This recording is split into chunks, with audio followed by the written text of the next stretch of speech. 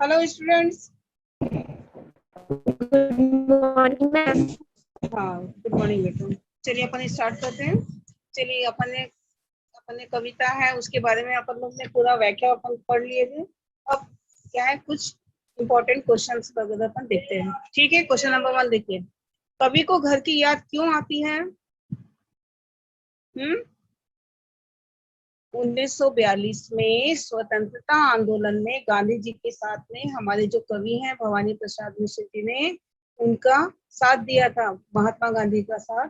तो उसके परिणाम स्वरूप उनको क्या है, 3 साल की सजा हुई थी, जेल हुई थी।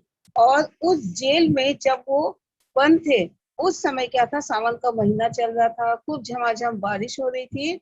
तो उस समय क्या थी, कवि को अपने घर के एक एक सदस्य की बहुत ज्यादा याद सता रही थी। जिसके कारण क्या थे, कवि अपन के बहुत ज्यादा दुखी थे।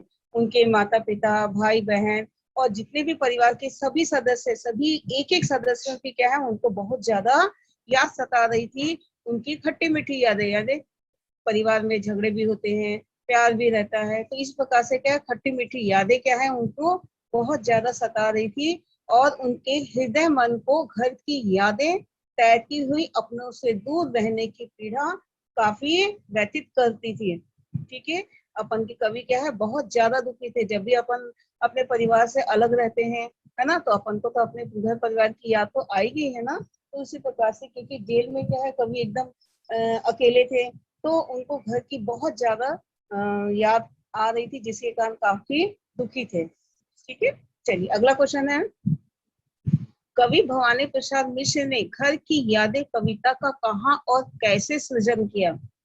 ठीक है, तो कवि भवानी प्रसाद मिश्र जी घर की याद कविता का सृजन कहाँ किए थे? जेल में किए थे, जेल प्रवास के दौरान। जब उनको असहयोग आंदोलन में भाग लेने के कारण उनको जेल मिली थी, जेल उनको जाना पड़ा था, 3 साल की सजा हुई थी। तो उस जेल प्रवास के दौरान उन्होंने क्या थी, ये कविता घर की याद उन्होंने जेल में ही लिखी थी। ठीक है, और क्यों लिखी थी उसे? क्योंकि उनको घर की बहुत ज्यादा याद सता रही थी, बहुत ज्यादा दुखी थे। और दुख के कारण उनको क्या था, उनको रात को नींद भी नहीं आती थी। अपने परिवार वालों के संग बिताए क्षणों की याद करके उनके जो हृदय में क्या था, उनकी यादें सता रही थी। उनकी एक छवि क्या है, घर वालों की छवि उनके सामने क्या है, नजर आ रही थी। नजर आ रही थी मतलब उनकी यादें क्या है, एकदम ऐसा लगता था जैसे कि वो सब क्या है, अभी की बातें हो करके, तो पुरानी यादों को याद करके वो बहुत ज्यादा दुखी थे। और जिसके कारण क्या है, ले और इसके बाद क्या है, जब वियोग होता है ना, तो जब कभी अपन अपने परिवार से अलग हुए थे, जिसके कारण क्या था, वो बहुत ज्यादा दुखी थे। और उन्होंने क्या थी, ये कविता जेल में ही लिखी थी। अगला क्वेश्चन है, कवि ने अपनी माँ की किन विशेषताओं को प्रकाशित किया है? कवि अपनी माँ के सबसे लाडले, सबसे छोटे बेटे थे, 5वें बेटे थे। तो कवि कवि की माँ कैसी थी, बहुत ज्यादा उनको स्नेह करती थी, क्योंकि वो सबसे छोटे थे, लाडले थे। और क्योंकि वो सबसे उनकी माँ क्या थी, एक तो उनकी माँ वैसे ही अनपढ़ थी, उनसे पत्र के द्वारा संदेश ना वो भेज सकते थे और ना ही वो पढ़ सकती थी, है ना। तो इस प्रकार से दोनों पत्रों का आदान प्रदान नहीं कर पाते थे। जिसके कारण क्या थे, क्योंकि उनकी माँ अनपढ़ होने के कारण कुछ नहीं उनको संदेश भेज पाती थी, जिसके कारण क्या थे, कवि अपने बहुत ज्यादा दुखी थे। ठीक है, और कवि की माँ क्या थी, उनको बहुत ज्यादा स्नेह करती थी। यद्यपि उनके जीवन में दुख रहा था, परंतु उन्होंने अपने बच्चों पर उसकी छाया तक नहीं पड़ने दी थी। उसका कारण और भी था कि पढ़े लिखे नहीं होने का पत्र का आदान प्रदान नहीं हो सकता था। इसलिए तो बहुत ज्यादा करती थी, लेकिन कवि को इसका एहसास भी था। ठीक है, और कारण था, दुख के क्षणों में अपने दुख को छुपाकर कवि की माँ अपने, मतलब क्योंकि वियोग था, वो अपने घर से दूर थे कवि, तो उस वियोग को उसकी माँ बड़े ही मतलब व्यक्त नहीं करती थी, लेकिन मन ही मन क्या थी, बहुत ज्यादा दुखी थी। उनके माता पिता के दुखी होने से बच्चे भी तो दुखी हो सकते हैं, है ना। तो इसका वो सदैव ध्यान रखती थी। कवि की माँ अपने सब प्रकार के दायित्वों के प्रति सदैव सजग रहती थी। वह दुख को अपनाती थी और सुख को परिवार के प्रत्येक सदस्य में बांटती थी। मातृभूमि के वे सब प्रकार से त्याग करने के लिए सदैव तत्पर रहती थी। यानी वो देश सेवा के लिए हमेशा तैयार रहते थे, क्योंकि कवि क्या है, देश की सेवा ही तो कर रहे थे ना। तो देश सेवा में क्या थे, वो उनको मतलब और ज्यादा जोश मतलब देना चाहती थी। तो वो क्या थी, जो कवि थे हमारे, वो अपनी माँ पिताजी घर परिवार को बहुत याद करते थे, लेकिन उनके माता पिता भी उनको कि हमारे कारण क्या है, हमारा बच्चा क्या है, दुखी ना हो। तो इस प्रकार से वो क्या थे, उनको सांत्वना देते थे। ठीक है, चलिए अगला क्वेश्चन है, पिता की सक्रियता का कवि ने किस तरह से चित्रण किया। अब देखिए, कवि के पिताजी कैसे थे, उनके 9 बच्चों के पिता थे, है ना, 4 बहन 4 भाई और 5वें क्या थे, हमारे कवि थे भवानी प्रसाद मिश्र जी। तो इतना बड़े परिवार होने के कारण क्या थे, उनके पिता काफी उम्र के हो गए थे, काफी बुजुर्ग हो गए थे, लेकिन उनकी मतलब स्फूर्ति, उनके हर काम को करने की स्फूर्ति, दौड़ना, बातचीत का तरीका, और वो इतने निडर थे कि वो सामने शेर भी आ जाए तो भी नहीं डरते थे। तो नौजवानों की तरह वे दौड़ते थे, हर काम को वो बड़ी ही फुर्ती के साथ करते थे। तो उनको देखने से ऐसा नहीं लगता था कि उनके पिता इतने ज्यादा बुजुर्ग हो गए हैं। ठीक है, और वो सुबह सुबह ही उठ के सबसे पहले क्या करते थे, स्नान करके गीता का पाठ करते थे, उसके बाद व्यायाम करते थे। व्यायाम में उनका वही था, दंड बैठक 200-250 करते थे। उसके बाद दौड़ते भी थे, और जो मुद्दल था उनको क्या थे, दोनों हाथों में ले लेके इधर से उधर खूब नचाते थे। और इस प्रकार से उनका जो व्यायाम करने का तरीका भी था, बिल्कुल नौजवान भी उनके सामने पीछे पड़ जाते थे, मतलब पीछे हो जाते थे। तो इस प्रकार से उनके पिता काफी सक्रिय थे, काफी एक्टिव थे। ठीक है, चलिए, वे अत्यंत निडर तो थे, किंतु स्नेहपूर्ण भावों से भरे व्यक्ति थे। वो बहुत ज्यादा निडर थे, लेकिन अपने सबसे ज्यादा छोटे वाले पुत्र, जो कि काफी स्नेह करते थे, उसके वियोग में काफी दुखी थे। और वो इतने निडर होते हुए भी उनकी आंखों से आंसू निकलते थे। चलिए अगला क्वेश्चन है, कवि स्वयं को पिता के सम्मुख किस रूप में दर्शाना चाहता है। ठीक है, कवि के पिता राष्ट्रवादी विचारों से ओतप्रोत व्यक्ति थे। उनका भी प्रत्यक्ष अथवा अप्रत्यक्ष रूप में आजादी से निर्मित विविध प्रकार से चल रहे आंदोलनों में योगदान रहा। सचमुच में कवि ने देशभक्ति तो अपने पिता से ही सीखी है, और गांधी जी उसके प्रेरणा स्रोत रहे हैं, और वह देश के लिए सर्वथा समर्पित देशभक्त के रूप में स्वयं को दर्शाना चाहते हैं। जो कवि के पिता है वो देशभक्त तो थे ही, और उसकी प्रेरणा कवि को अपने पिता से ही मिली थी। चलिए अगला क्वेश्चन है, जेल प्रवास में कवि को घर की यादें व्यथित करती है, किंतु वह इस यथार्थ को विशेष रूप से अपने पिता से छुपाना चाहते हैं, क्यों। ठीक है, जेल प्रवास में कवि अपनों से दूर, अपने परिवार से दूर थे। उनको घर के प्रत्येक सदस्य की बहुत ज्यादा याद सताती थी। तो वे अपने दुख से दुखी होकर ये अपने मतलब अपने माता पिता परिवार के लोगों को और दुखी नहीं करना चाहते थे, क्योंकि घर के सबसे लाडले थे, छोटे थे, तो सब उनको बहुत ज्यादा स्नेह करते थे। तो वो ये चाहते थे कि मेरे दुख से, क्योंकि अपने घर परिवार से तो दूर है ये, तो मेरे दुख से वो दुखी ना हो। तो इस प्रकार से, क्योंकि जेल में थे, वो काफी उनको याद करते थे, उनको याद कर करके मतलब उनको इतना ज्यादा याद करते थे कि उनको रात को ही नींद नहीं आती थी। वो एकदम पागलपन जैसे उनको बहुत ज्यादा याद करते थे घर वालों को।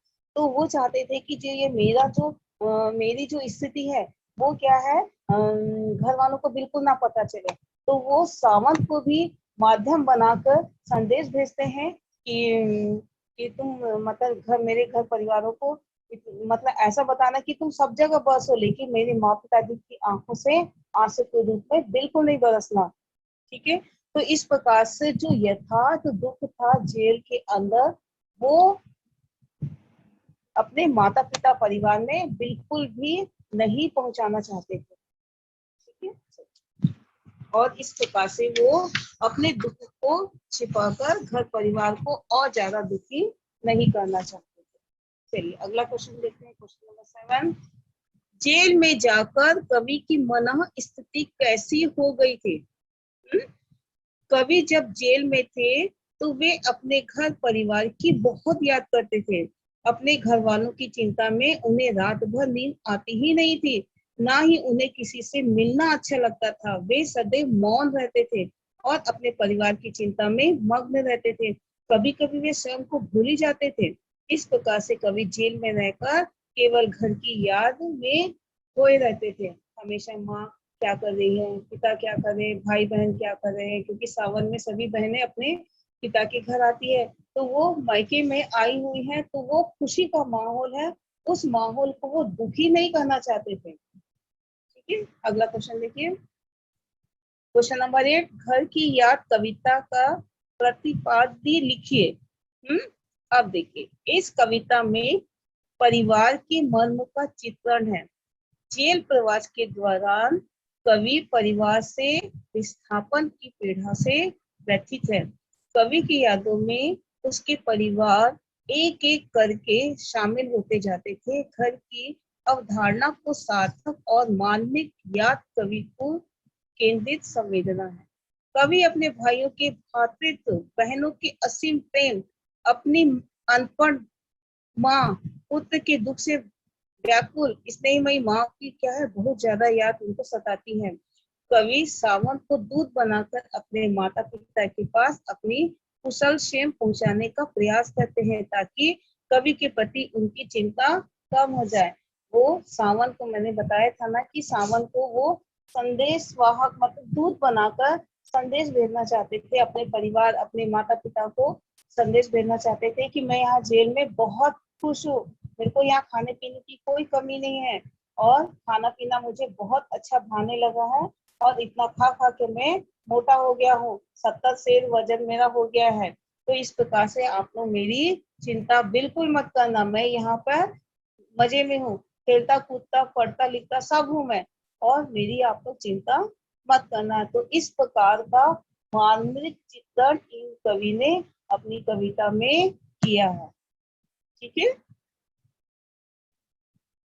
अब देखिए इसमें और कुछ क्वेश्चन अपन कर लेते हैं। ठीक है, कविता के आसपास के कुछ क्वेश्चन अपन करते हैं। ठीक है, क्वेश्चन, ऐसी 5 रचनाओं का संकलन कीजिए जिसमें प्रकृति के उपादानों की कल्पना संदेश वाहक के रूप में की गई है। ठीक है, एग्जाम्पल नंबर 1। ठीक है, देखिए ये है, हे खग हे मृग मधुकर श्रेणी, तुम देखी सीता मृग नैनी। ये क्या है, रामचरितमानस से लिया गया है, जिसके कवि कौन है, तुलसीदास। उदाहरण नंबर 2, पीयू के कही संदेशना के है भौरा, हे काग तोरे बिहरन जारी हुए ताके धुआं मोही लागे। ये क्या है, पद्मावत से लिया गया है, जिसके कवि मलिक मोहम्मद जायसी हैं। ठीक है, और देखिए अगला एग्जाम्पल, शशि के दर्पण में देख देख मैंने सुलझाए तिमिर केश, ऊत चुंद तारक पारिजात, अब कुंठन कर फिरने अशेष। ये कहाँ से लिया गया है, क्यों वह प्रिय आता पार से लिया गया है, और ये क्या है, उनकी कवित्री है महादेवी वर्मा। अगला एग्जाम्पल है, बरस बाद सुधि ली हो बोली अकलाई लता, और हो की वार की रचना का नाम है मेघ आए, और इसके कवि हैं सर्वेश्वर दयाल सक्सेना। ठीक है, और एक और है एग्जाम्पल, अरे वीर कौन तेरी सबे और कौन बारी, तो सो और कौन मनो हर किन्हीं बानी दे, जगत के प्राण ओछे बड़े के समान, घर आनंद निधान सुख धानी, तीख यानी दे जान उजियारे, उन भारे अंत मोही प्यारे, अब है अमेठी बैठी पीठी पंचानी दे विरह विधा की मुंदी आंखिन में राखी हुई। रचना कहाँ से है? सुजान सागर से लिया गया है, जिसके कवि घनानंद जी हैं। ठीक है, ये क्या है? 5 कविताओं के उदाहरण हैं, जिसमें प्रकृति के जो कल्पना संदेश के रूप में दिया गया। ठीक है, ये अपना पार्ट कंप्लीट हो गया है, घर की याद। ठीक है, इसमें आप लोगों को कोई डाउट है? इसमें सारी कविताएं हैं, उनकी व्याख्या है, आपको अच्छे से कीजिए। और इस सारे क्वेश्चन आंसर्स मैंने करा दिया है। ठीक है, अब किसी को कोई डाउट है बेटा? हेलो, किसी को कोई डाउट है? No ma'am. हाँ, मैं व्हाट्सएप में भेज दूंगी आप लोगों को क्वेश्चन आंसर्स वगैरह, और आप लोग उसको नोट कर लीजिए। मैम हाँ एक बार बोलिए। वो जो कहानी पढ़े, दोहा क्या तो था वो पढ़े, उसका हाँ, मतलब वो ना समझा देते। संदेश वाहक के रूप में, जैसे अपन के जो कवि है, उन्होंने क्या मेघों को दूत बनाकर अपने संदेश घर वालों को भेजा था, है ना?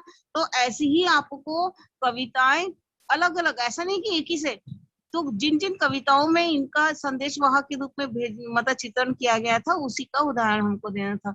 जरूरी नहीं है आपका ये है, आपको जो भी कवि की कविताओं का जो भी आपको लगता है, आप उदाहरण दे सकते हैं। लास्ट वाला बहुत टफ लग रहा था।